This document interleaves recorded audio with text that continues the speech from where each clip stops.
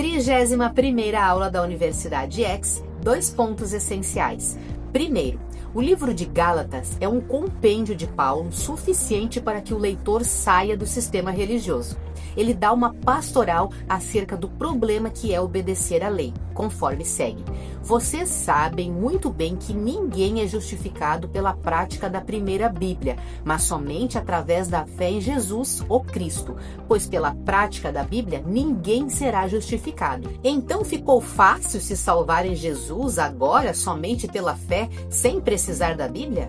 Não, nós morremos para a primeira Bíblia. Esse é o batismo original, a fim de vivermos para Jesus. Entende?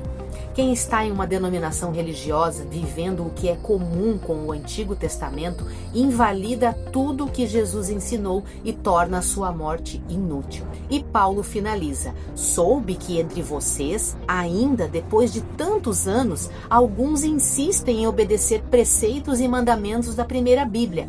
Ó Gálatas, deixem de ser tolos. Quem os enfeitiçou? Jesus morreu em vão? Gostaria de saber apenas uma coisa: foi pela prática da Bíblia que vocês receberam o Espírito de Jesus ou por crerem nos ensinos dele?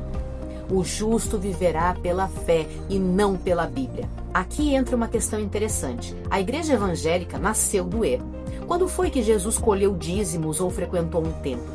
Nunca. Então veja que da Igreja Católica para a evangélica não houve reforma real, pois mantiveram a estrutura equivocada. Segundo destaque, agora entramos em um texto avassalador. Paulo diz: se para entrar no reino dependesse de Bíblia, então a promessa feita a Abraão nada valeria. Qual era então o propósito da primeira Bíblia se ela não é maior que as promessas feitas a Abraão? Ora, ela foi criada por causa dos pecados dos hebreus, até que viesse Jesus, o Cristo, e assim tivemos um mediador que cumpriu a promessa e a lei, a Bíblia. Você entendeu a profundidade desse trecho? Preste atenção.